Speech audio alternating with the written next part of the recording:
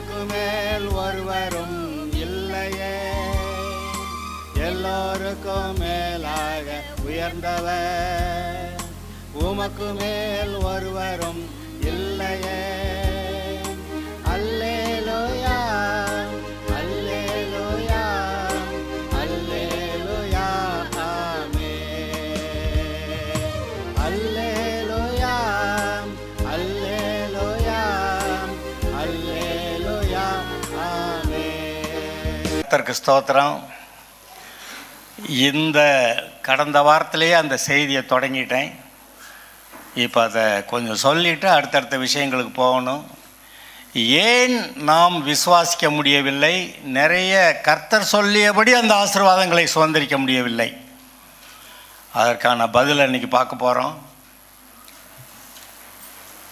கர்த்தர் பரிபூர்ண ஆசீர்வாதத்தை கொடுக்குறேன்றார். ஜீவன் உண்டாயிருக்கும், அந்த ஜீவன் பரிபூர்ணப்பட வந்தேன் என்கிறார். அவரை கேட்டால் நீங்கள் தேவர்கள் யான், நான் தேவன் இருக்கேன், என்னைய போலவே நீங்கள் வாழணும் இந்த பூமியில், நான் அண்ட சராசரங்களையும் ஆள்றேன், நீங்கள் பூமி ஆளு அப்படின்னு சொல்லி ஆளக்கூடிய அதிகாரத்தை ஆதாமுக்கு கொடுத்து எதெல்லாம் கட்டுப்படுத்தணுமோ அதெல்லாம் கட்டுப்படுத்தி எந்தெந்த விதத்தில் நீ சரியாக செய்யணுமோ அதை செய்யன்னு சொல்லியிருக்கிறார். அந்த ஏதேன் தோட்டத்தை பண்படுத்தவும் காக்கவும், பண்படுத்தவும் காக்கவும். அதில் இன்னொரு வேலை என்ன, பூமி முழுவதையுமே நீங்கள் பழுகி பெரிய ஏதேன் தோட்டத்தை நிரப்பியா, பழுகி பெரிய பூமியை நிரப்பி அதை கீழ்ப்படுத்தி அதை ஆண்டு கொள்ளுங்கள். உங்களுடைய உலகத்தை நீங்கள் ஆண்டு கொள்ளும்படி உங்களுக்கு அதிகாரம் கொடுக்கப்பட்டிருக்கிறது. உங்களுடைய உலகத்தை, உங்கள் உலகம் எது? நீங்கள் எல்லாம் போகிறீங்க வர்றீங்க, யாரெல்லாம் பார்க்குறீங்களோ பேசுகிறீங்களோ அதுதான் உங்கள் உலகம், உங்கள் வீடு. உங்களுடைய உலகத்தை நீங்கள் ஆண்டு கொள்ளும்படி, தேவனுக்கேற்ற விதத்தில் ஆண்டு கொள்ளும்படி உங்களுக்கு அதிகாரம் கொடுக்கப்பட்டிருக்கிறது. அந்த அதிகாரத்தை பயன்படுத்துகிறோமா இல்லைங்கிறது தான் கேள்வி. நம்முடைய தேசத்தில் கலெக்டர் இருக்கிறாரு. அவருக்கு என்ன அதிகாரம்ன்றீங்க? அந்த டிஸ்ட்ரிக்ட்டுக்கு அவர் தான் ராஜா. தெரியுமா உங்களுக்கு? அவர் எந்த டிஸ்ட்ரிக்டில் கலெக்டராக இருக்காரோ அந்த டிஸ்ட்ரிக்டில் அவர் தான் ராஜா. அவர் அதிகாரம் இருந்து கூட அதை செயல்படுத்தலைன்னாக்க சர்வ குழப்பந்தான் டிஸ்ட்ரிக்ட் முழுசும். அவர் ஒரு ஆர்டர் போட்டு ஒரு பிரச்சனையான இடத்துல இந்த மாதிரி இருக்கியா அப்படின்னு சொல்லிட்டு போலீஸ் டிபார்ட்மெண்ட்டுக்கு அவர் ஒரு பேப்பர் எழுதி கொடுத்துட்டாருன்னா போலீஸ் உடனே போயிடும். அது வல்லமை. இவர் போடுறது ஆர்டர், அதிகாரம். இவர்கிட்ட அதிகாரம் மட்டும்தான் இருக்குது. இவர் சுண்டு வரல் மாதிரி தான் இருப்பாரா இருக்கும், தடிக்கி விட்டா விழுந்துருவார். ஆனால் இவர் போட்ட ஆர்டருக்கு அந்த போலீஸ் டிபார்ட்மெண்ட்டே அம்புட்டு போய் வேலையை பார்த்து விடும். இன்றைக்கு நீங்கள் ஆர்டர் போடுறீங்களா? உங்களுடைய வாழ்க்கையை சரியான விதத்திலே ஆண்டு கொண்டு வாழ்வதற்கு நீங்கள் சரியாக ஆர்டர் போடுறீங்க. நீங்கள் அதிகாரம் உள்ளவர்கள் மட்டும்தான். வார்த்தையை பேசணும். பேசினா தூதர்கள் போய் வேலையை பார்த்துருவாங்க. பேசுகிறீங்களா? ஆனால் தப்பாக பேசுனா தப்பாலாம் நடக்கும். கடந்த வாரத்தில் நம்ம ஒரு பேசேஜ் வாசித்தோம். யாத்திராகமம் 17 1 முதல் 7. யாத்திராகமம் 17 1 முதல் 7.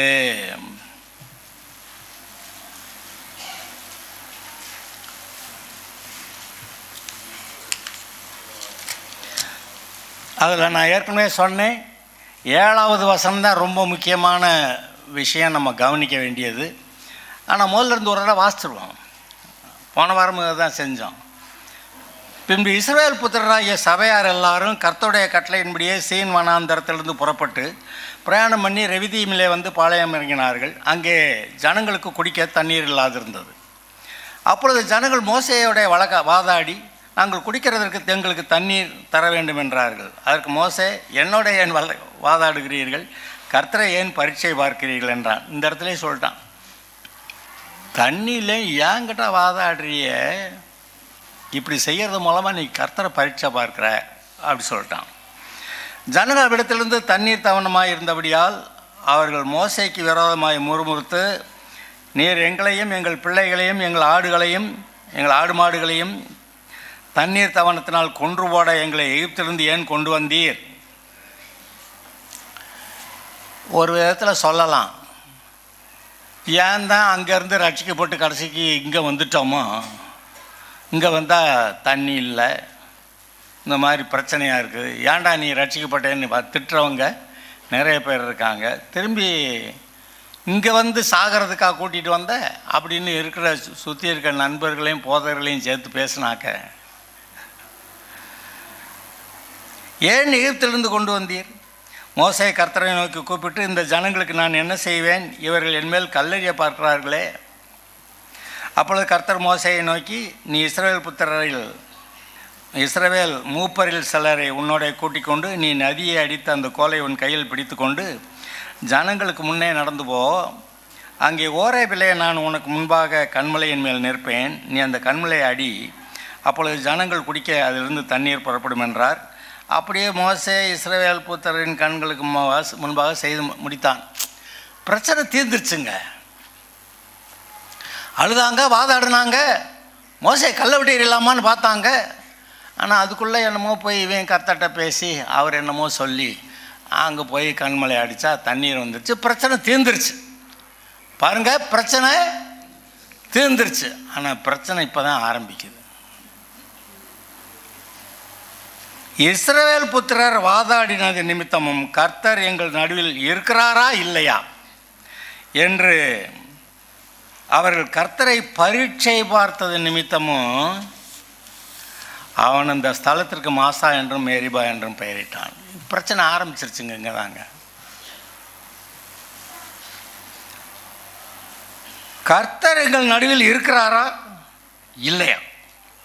நான் நினச்ச மாதிரி பொண்ணு கிடைக்கல, மாப்பிள்ளை கிடைக்கல, வேலை கிடைக்கல, சம்பாத்தியம் இல்லை, சம்பளம் குறைஞ்சி போச்சு, அந்த இடத்துல விலைவாசி ஏறி போச்சு, ஏன் நெருக்கமாக இருக்குது, வீட்டில் சண்டையாக இருக்குது, 1000 பிரச்சனை இருக்கட்டும், கர்த்தர் எல்லாவற்றையும் சரி பண்ணக்கூடியவர். இப்போதைக்கு நீங்கள் உங்கள் நிலைமை என்னவோ அந்த நிலைமையில் கர்த்தர் உங்களுக்கு ஜெயம் கொடுக்க கூட இருக்கிறார். ஆனால் இவங்க என்ன பண்ணிட்டாங்க? இருக்காரா இல்லையா? சரி, என்னாகமம் 14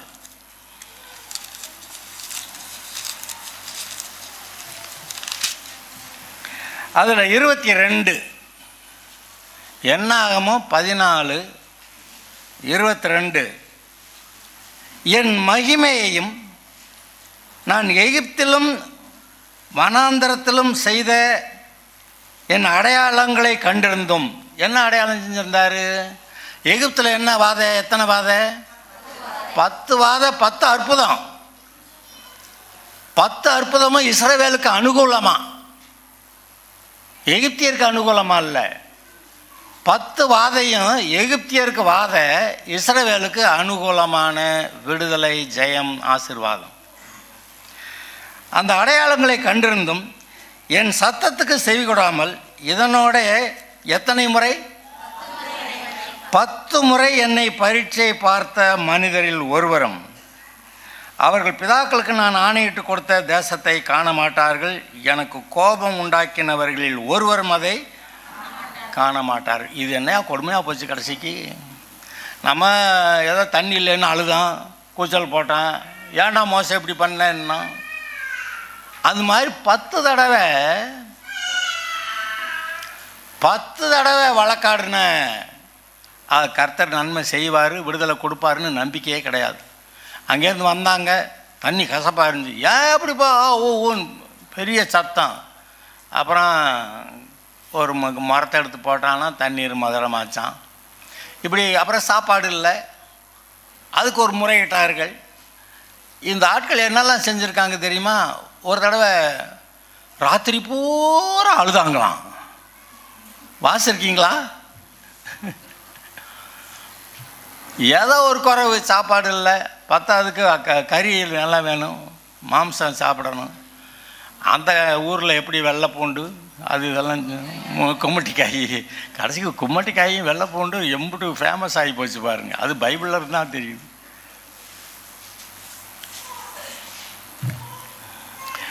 இவங்க ஒவ்வொரு தடவையும் வாதாடி வழக்காடி முறுமுறுத்து அழுது கர்த்தர் என்ன செஞ்சார், என்னை கொண்டு வந்து புதைக்கிறதுக்கா, வனாந்தரத்தில் புதைக்கிறதுக்கா கர்த்தர் என்னை கூட்டி வந்தார் அப்படின்னு சொல்லி 10வது தடவை அப்படி பேசின பிறகு கர்த்தருக்கு வேறு மாதிரி ஐடியா வந்துருச்சு.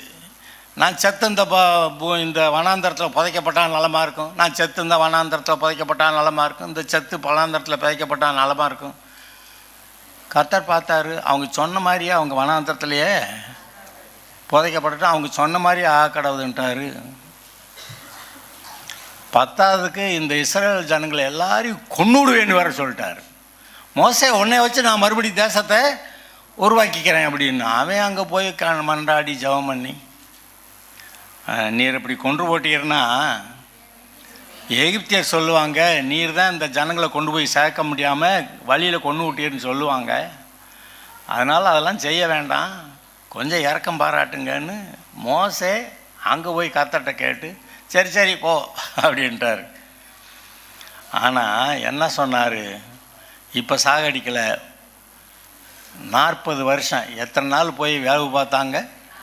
40 நாள். அதுக்கு பதிலாக 40 வருஷம் நான் தர்றேன், 40 வருஷத்தில் இந்த சாவேன், இங்கே சாகணும், இங்கே அடக்கம் பண்ணப்படணும் அப்படின்னு சொன்னவங்கெல்லாம் செத்து போவாங்கன்னு சொல்லிட்டாரு. அப்படின்னா என்ன நடந்துருச்சு, ஒரு தலைமுறை மக்கள் செத்து போனார்கள். காரணம் என்ன, ஒரு தலைமுறை மக்கள், அடுத்த தலைமுறை தான் போகுது. 20 வயதுக்கு அதிகம் 20 வயதும் அதற்கு மேலே இருந்தவங்களும் செத்து போயிட்டாங்க. அப்போ அதுக்கு கீழே இருந்த பிள்ளைங்க தான் போய் சேர்றாங்க. ஒரு தலைமுறை இந்த இடத்துல சாகுது, இன்னொரு தலைமுறை தான் போய் சேருது. What is the problem? பிரச்சனை என்னையா? பிரச்சனையை கண்டுபிடிச்சிட்டிங்கன்னா நீங்கள் சரி பண்ணிடுவீங்க. இதை வேறு விதத்துலேயும் நாங்கள் பேசியிருக்கிறோம். உன் வாயின் வார்த்தையின்படியே உனக்காகும், உன்னுடைய விசுவாசத்தின்படியே உனக்காகும் அப்படியெல்லாம் சொல்லியிருக்கிறோம். அது உண்மைதான், இதுலேயும் செயல்படுது. அது இந்த ஆட்கள் இங்கே சத்தா பரவாயில்ல, இங்கே அடக்கம் பண்ணப்பட்ட பரவாயில்ல இப்படியே சொல்லி நான் இப்போவும் கேட்குறேன். நிறைய பேர் உலகத்தார், நம்ம சபை மக்கள் பேச மாட்டீங்கன்னு நினைக்கிறேன், உலகத்தார் பாருங்கள், இந்த பிரச்சனை நான் செத்தா தேவலை, நான் செத்தா தேவலை, நான் செத்தா தேவலைன்னு சொல்கிறது ரொம்ப அநேகர் பேசுகிறது வழக்கம் தானா இல்லையா? அவங்க செத்துடுறாங்க. எப்படியா 100 வருஷத்தில் சாகுறேன்னா அந்த பேசுகிறாங்கல்ல, செத்தா தேவலை, செத்தா தேவலை, செத்தா தேவலை, செத்துப்போம். கர்த்தர் சாகிறதுக்காக மனுஷனை உண்டாக்குனார். அவன் எப்போதுமே சாகக்கூடாது,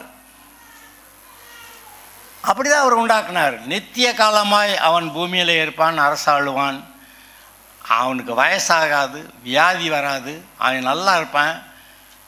ஆதாம் இன்னைக்கு அந்த பாவம் செய்யாமல் இருந்தான்னா நல்ல ஒரு வாலிபனா, இன்னைக்கு வயசானவனா இல்லை, வாலிபனா நிற்பான். அந்த பொண்ணு வாலிப பொண்ணாதான் இன்றைக்கு இருக்கும். ஆனால் அன்றைக்கி பாவம் செஞ்சு அதனுடைய சாபத்தை எடுத்துக்கிட்டு 930 வருஷமெல்லாம் இருந்தாங்கல்ல. ஆனாலும் மீதி அடுத்தடுத்த தலைமுறையில் செத்தா தேவலை, செத்தா தேவலை, செத்தா இப்படியே சொல்லி கடைசிக்கு 120 வருஷத்துக்கு வந்துடுச்சு. நான் நினைக்கிறேன் கர்த்தரை பொறுத்த வரைக்கும் எகிப்து தேசத்தில் வந்த இஸ்ரவேலர் இருக்காங்கல்ல, ஆதாம்லேருந்து வந்த அந்த தலைமுறை ஜனங்களை காட்டிலும் இந்த எகிப்திலிருந்து வந்த இஸ்ரவேலர் தான் ரொம்ப பாவிகள்னு கர்த்தர் நினச்சிட்டாரு.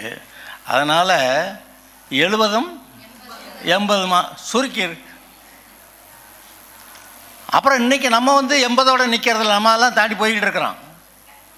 அதனால் அந்த ஜனங்களுக்கு மட்டும்தான் அவங்க அப்படி ஒழுங்காக விசுவாசிக்காததுனால 70 80 போயிட்டு. இப்போ ஆனால் நீங்கள் விசுவாசிக்கலாம், 120வது போகலாம். 120வது போகலாமா? அது எப்படின்னு சொல்லிக்கிட்டே இருக்க. இந்த வேலை பார்த்து ரிட்டையர் ஆகிறாங்கல்ல, ரிட்டையர் ஆகிட்டேன் ரிட்டையர் ஆகிட்டேன்னா அப்போயே பாதி உயிர் போன மாதிரி பேசுவாங்க. ஆனால் ஒரு சிலர் ரிட்டையர் ஆன பிறகு இப்போ தான் 2 மடங்கு பலத்தோட இன்னும் வேறு ஏதாவது சம்பாத்தியத்துக்கெல்லாம் போகிறாங்க. அதையும் பார்க்க தான் செய்கிறேன். ஏன் நம்ம ஏன் சோர்ந்து போகணும்? நம்ம தைரியமாக இருக்கலாம்ல. கர்த்தர் நமக்கு ஜெயம் கொடுக்குறாருல்ல, நம்ம கூட இருக்கிறாருல்ல. அது எப்படியோ மறந்து போகுதுங்க.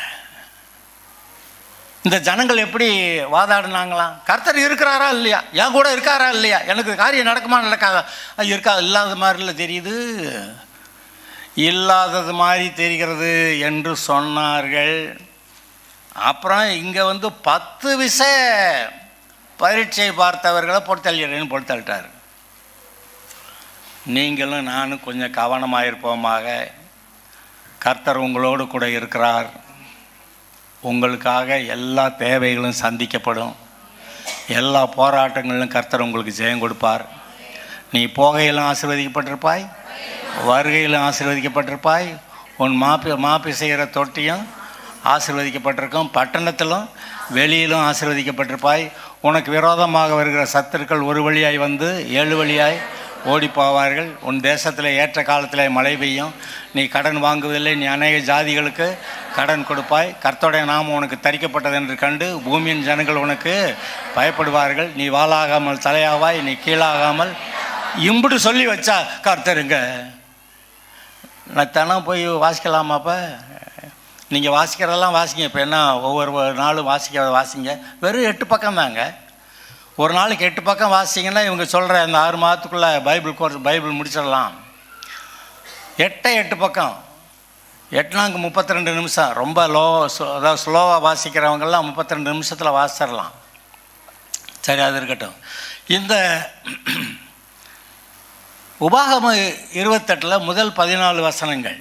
என் வார்த்தைகளுக்கு நீ உண்மையாய் செவி கொடுப்பாயானால் பூமியில் உள்ள சகல ஜாதிகளில் நான் உன்னை, நீங்கள் எந்த ஜாதி ஜனமும் அதை பற்றி பேச்சு கிடையாது. பூமியில் உள்ள சகல ஜாதிகளில் நீங்கள் மேன்மையாக்கப்படுவீர்கள். உண்மையா இல்லையா?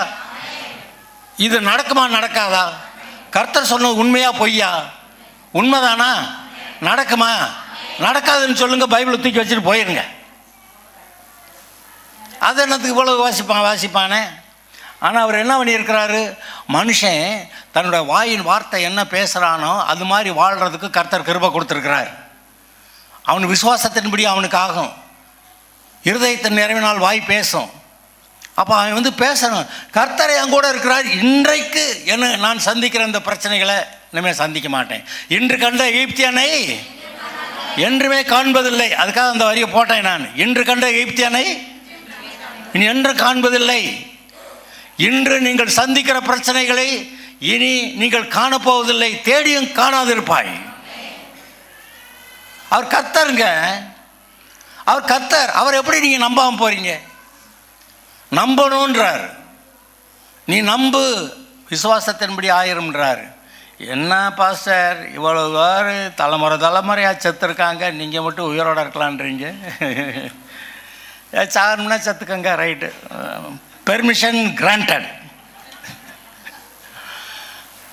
ஆனால் சுகமாக இருக்க போகிறேன், சாகாமல் இருக்க போகிறேன், நான் நீண்ட நாள் இருந்து நல்ல பலத்தோடு இருந்து கர்த்தருக்காக சாட்சியாக வாழப்போகிறேன் அப்படின்னு ஒரு தீர்மானத்தை நீங்கள் எடுக்கக்கூடுமானா, God is very much pleased with you. கர்த்தர் உங்க மேலே ரொம்ப பிரியமாக இருக்கிறார். நீங்கள் சாகணும்னா கர்த்தர் விரும்புகிறாரு. வயசாகி பலன் இல்லாமல் போய் வியாதி சாகணும்னா கர்த்தர் விரும்புகிறாரு. அவர் ஜீவாதிபதி. ஜீவன் உண்டாயிருக்கும், அந்த ஜீவன் பரிபூர்ணப்படம் வந்தேன் என்று சொன்னவர். அவர் ஜீவாதிபதிங்க. அவரை போய் நீங்கள் குறைச்சி எடை போட்டு அதை என்ன பண்ணிடுறாங்க, எப்படியாவது என்னையா பரலோகத்தில் கொண்டு போய் சேர்த்துருங்க ஆண்டவரே. அந்த யாக்கோபின் தேவன் என் தேவன்கிற அந்த பாட்டில் கடைசியில் தகப்பன் வீட்டில் கொண்டு சேர்த்திடுவார், அந்த வரியை வெட்ட போகிறேன் அல்லது அந்த ஸ்டான்ஸாவை தூக்க போகிறேன். தகப்பன் வீட்டில் அதில் ஒன்றும் பேச்சே கிடையாது. தகப்பன் வீட்டில் தான் இருக்கிறீங்க. இப்போவே தேவனுடைய ராஜ்யம் இப்போ உங்களுக்குள்ளே இருக்கா இல்லையா? இருக்குது. அப்போ தகப்பன் வீட்டில் இருக்கீங்கய்யா. இங்கே கொண்டு போய் சேர்க்கறத பற்றி பேசிக்கிட்டு இருக்கிறது. நான் இங்கே இருக்கணும், கர்த்தருடைய வேலையை அவர் வர வரைக்கும் நாங்கள் பார்க்கணும், அப்படி சொல்லுவீங்களா? முடியும்னு நினைக்கிறீங்களா? வயசாகி போச்சே. அது வாழ வயது போலாகும்னு சொன்னாரா? வாழ வயது போலாகும்னு சொன்னாரா? அவர் தன்னுடைய வார்த்தையை மீறுவாரா? தன்னுடைய வார்த்தையவே தான் சொன்ன வார்த்தையவே மீறிடுவாரா? அப்படி மீறிட்டு அவர் கர்த்தராக இருக்க முடியுமா? அவர் மீற மாட்டாருங்க. அவர் கர்த்தர். சொன்னதை செய்வேன் அப்படி செய்கிற கர்த்தர். உங்களுக்கு அவருடைய அவருடைய அவருடைய தழும்புகளாலே குணமானீர்கள்னு சொன்னவர். நீங்கள் நல்ல சுகத்தில் இருக்கும்படி கிருபை செய்திருக்கிறவர். திரும்ப வாழ வயது போல நீங்கள் ஆகி வாழ வேண்டும் என்று சொல்லுகிறவர். அந்த உபாகம் 28 சொல்லப்பட்ட ஆசீர்வாதங்கள்லாம் உனக்கு நீ எப்படி வாழ வேண்டும் என்று சொல்லுகிறவர். பெரிய பிரச்சனை ஜனங்களுக்கு என்ன? காசு. அவர் என்ன பண்ணுறாரு? நீ கடன் வாங்குவதில்லை, அநேக ஜாதிகள் கடன் கொடுக்குற மாதிரி உன்னை ஆசீர்வச்சிருவேண்டா அப்படி சொல்கிறாரு. ஹலோ, எங்கே பாஸ்டர் அதெல்லாம் நடக்கும்னு நினைக்கிறீங்க? இப்போவே சிலருடைய இருதயம் அப்படி பேசுது. அந்த இருதயம் அப்படி தான் காஞ்சு போயிடும், காய்ந்து போய்விடும். கர்த்தர், அவர் கர்த்தர் சொன்னதை செய்வார். எனக்கு இப்போது இருக்கிற பிரச்சனையில் எனக்கு ஜெயம் கொடுக்கிறார். கர்த்தர் என்னோடு கூட இருக்கிறார். அந்த இதில் யாத்திராகமம் 17:7 என்ன தான் வாசித்தான்?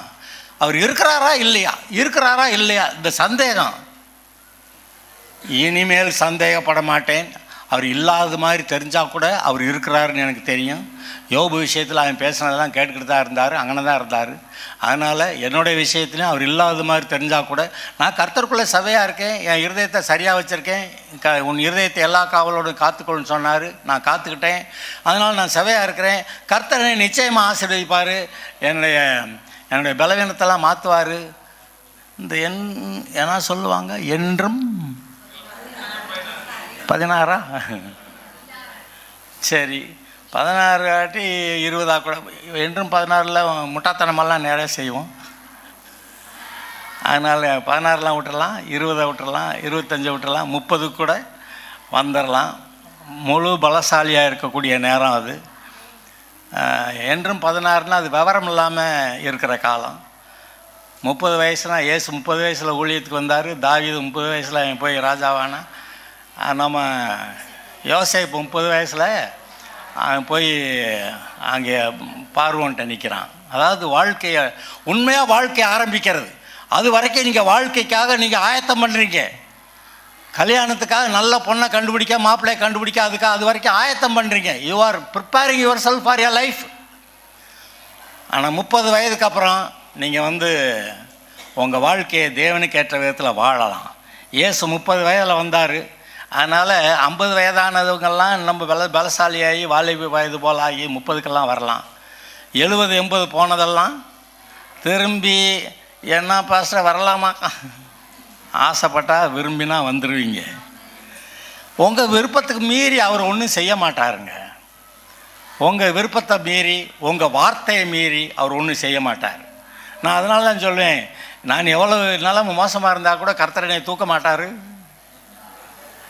நானாக பார்த்து போதும் ஆண்டவரே அப்படி சொன்னால் போச்சு. அந்த ஒரு வார்த்தையில் பிடிக்கும் பிசாசு நமக்கு கொண்டு போயிடலாம். ஆனால் இந்த பிசாசை காட்டிலும் பெரியவர், உங்களுடைய பிரச்சனைகளை காட்டிலும் பெரியவர். உங்கள் எந்த பிரச்சனையா, வீட்டில் இருக்க பிரச்சனையா, பண பிரச்சனையா, அல்லது எந்த வேலைக்கு பக்கம் போகிற பிரச்சனையா, இல்லை ஆடு மாடுகள் பிரச்சனையா, தோட்டம் துறவுகள் பிரச்சனையா, எல்லாவற்றிலும் கர்த்தர் ஜெயம் கொடுக்க உங்களுக்கு கூட இருக்கிறார். இந்த ஒரு வரி தான் நான் திரும்ப சொல்ல வேண்டியதில்லை. அவர் இருக்கிறாரா இல்லையா, இருக்கிறாரா இல்லையா என்று 10 விசை பரீட்சை பார்த்தவர்கள்லாம் செத்தாங்க. இஸ்ரவேலர் எல்லாரும் ஒரு தலைமுறை செத்து போயிட்டாங்க. நீங்கள் 10 விசை ஒரு தடவை ஏதோ உளறி தொலைச்சிருந்தா கூட, ஹலோ, இந்த சிம்சன் ஒரு தடவை 2 தடவை தப்பு பண்ணி போய் மாட்டியிருந்தா கூட, அதுக்கப்புறம் முழிச்சிருந்தான்னா அவங்க மாட்டி கடந்து செத்துருக்கவே அந்த இடத்துல சிக்கியிருக்கவே மாட்டான். அப்புறம் அப்படி செத்துருக்க வேண்டிய அவசியம் இல்லை. இப்போவும் 1-2 தடவை ஏதோ உளறிவிட்டேங்க, ஆத்திரத்தில் கோபத்தில் ஏதோ பேசிட்டேன்னா அங்கே தான் கிருபை, திரும்பவும் கிருபை உங்களுக்கு வருகிறது. நீங்கள் கிருபையை நினச்சி பார்க்காம என்னத்தையோ உளறிவிட்டீங்க. வாய் கரெக்டாக பேசணும். உங்களுக்கு என்ன வேணுமோ அதை மட்டும் பேசணும். உங்கள் வாய் தப்பாக பேசுனா தப்பாக தான் நடக்கும். ஏன்னா அவர் என்னவோ பேசினார் நடந்துச்சு, நீங்கள் ஏதோ பேசினா நடக்கும்னு தான் சொல்லியிருக்கிறார். நீங்கள் அவருடைய பிள்ளைங்க, அவருடைய சாயல், அவருடைய ரூபம், அவர் கொடுத்த அதிகாரம், அவருடைய ஆவியை போலவே நீங்கள் உங்கள் ஆவியில் இருக்கிறீர்கள். அதனால் எந்த வித்தியாசமும் கிடையாது. நீங்கள் தேவர்கள்னு சொன்னார். நாய்க்குட்டின்னு சொன்னாரா, கண்ணுக்குட்டின்னு சொன்னாரா, இல்லை பூனைக்குட்டின்னு சொன்னாரா? தேவர்கள்ங்கிறார். நீங்கள் தேவர்கள் தானா? நான் தேவர்களில் ஒருவராக இருக்கிறேங்கிற மாதிரி கைகளை உயர்த்தி ஒரு அல்லேலூயா சொல்லுங்க. மறக்கக்கூடாது. அதே சமயத்தில் நம்ம சுற்றி இருக்க ஜனங்கள் முன்னாடி சாந்தமும் மனத்தாழ்மையாக இருக்கவும் மறக்கக்கூடாது. அது தேவனுடைய இயேசு சொல்கிறார், நான் சாந்தமும் மனத்தாழ்மையுமாக இருக்கிறேன் அப்படி சொல்கிறாரு. அதனால் அந்த பூமி ஆளக்கூடிய அதிகாரமும் இந்த உலகத்தை ஆளக்கூடிய அதிகாரம் உங்களுக்கு இருக்குது. பயன்படுத்துகிறவர்கள் பெற்றுக்கொள்வீர்கள். சத்ருவின் ஒரே ஒரு வரி மட்டும், சத்ருவின் சகல வல்லமை மேற்கொள்ள உங்களுக்கு அதிகாரம் கொடுக்கிறேன். உங்களுக்கு கொடுத்துருக்காரா? இல்லை, போய் சும்மா பொய்யெல்லாம் சொல்லக்கூடாது. சத்ருவினா யார்? பிசாசு, பிசாசு கூட சேர்ந்திருக்கிற மனிதர்கள். சத்ருவின் சகல வல்லமையை மேற்கொள்ள நான் உங்களுக்கு அதிகாரம் கொடுத்துருக்காரா இல்லையா? பத்தாவதுக்கு ஒன்று உன்னை சேதப்படுத்த, இப்போக்கு இருக்க தலைவலி காய்ச்சல்லாம் எல்லாம் வயிற்று வலியெல்லாம் உன்னை சேதப்படுத்த மாட்டாது. ஜெயிப்பீங்களா இல்லையா? கர்த்தர் கூட இருக்கிறாரா இல்லையா? அப்போ கட்டாயம் ஜெயம் வருதா இல்லையா? நீங்கள் என்ன பார்க்கணுமா? அவர் என்ன பார்த்தாராம்? சாத்தான் மின்னலை போல வானத்திலிருந்து விழுகிறதை கண்டேன். அவருக்கு இருந்த பிரச்சனைக்கு அந்த பிரச்சனையை தீர்க்க அவர் எப்படி பார்க்கணுமோ பார்த்துருக்கிறாரு. பிதா என்னத்தை காமிச்சாரோ அதை அப்படியே அவர் பார்த்துருக்கிறாரு, அப்படியே செஞ்சுருக்கிறாரு. பிதா என்கிட்ட என்ன சொன்னாரோ அப்படி செய்வேன் அப்படி சொல்கிறாரு. அவர் பார்த்தார், சாத்தான் மின்னலை போல வானத்திலிருந்து விழுகிறதை கண்டேன் என்று. அப்புறம் சத்ருவின் சகல வல்லமையை மேற்கொள்ள எனக்கு அதிகாரம் உண்டு.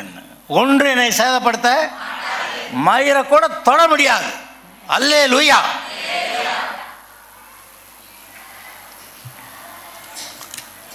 கர்த்தர் கூட இருக்கிறார்.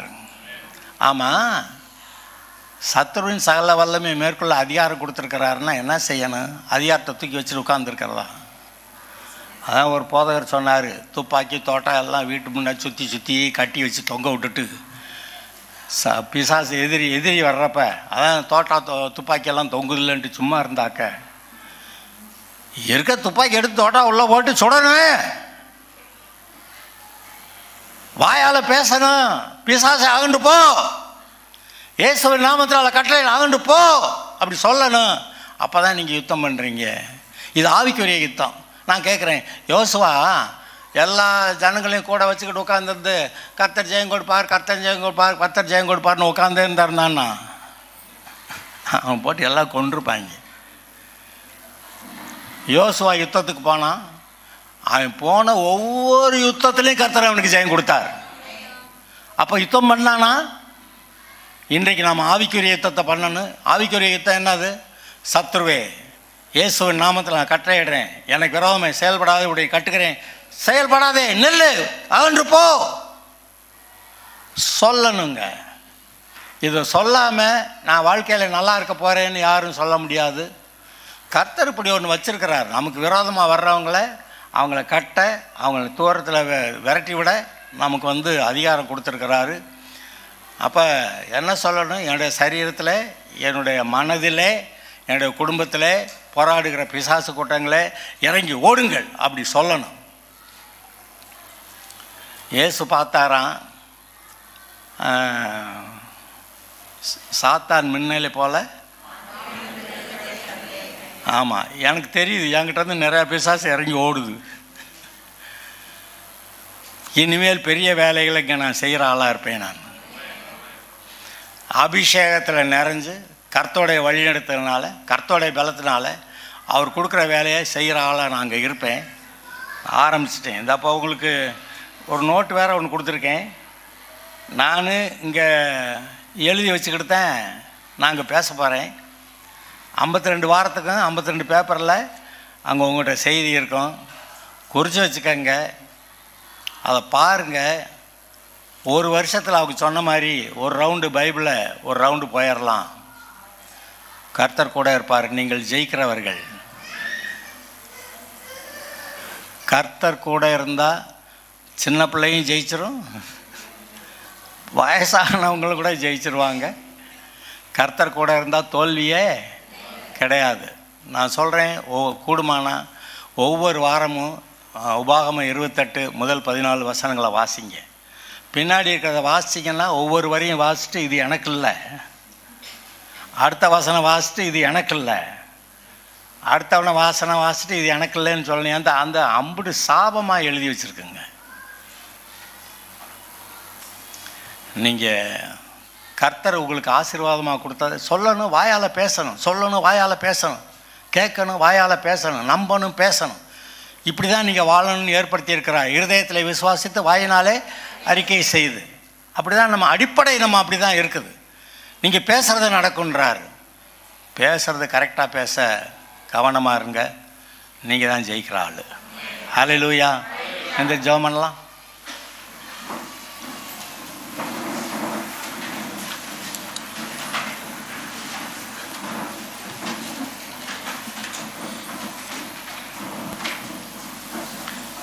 எங்களுடைய பரலோக பிதாவே,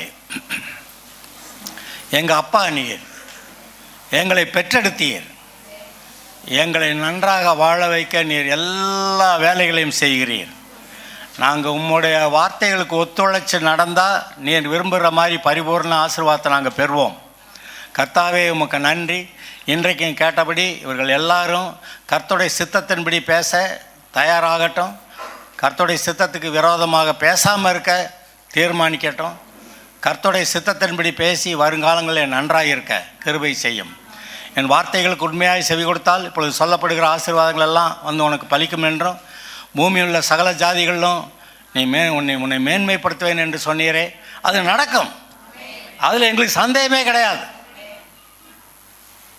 நாங்கள் இப்போ விசுவாசிக்கிறோம், சரியாக பேச போகிறோம், தப்பாக பேசுறது இல்லைன்னு தீர்மானிக்கிறோம்.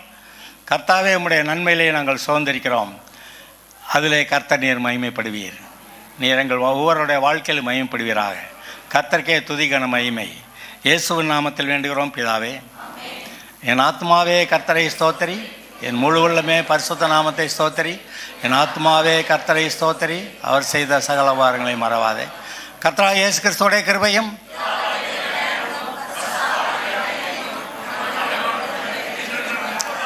ஆமேன், ஆமேன், ஆமேன். கர்த்தர் கூட இருக்கிறாரு, இருப்பதாகன்னு சொன்னால் இருப்பார். அல்லேலூயா. So God bless you.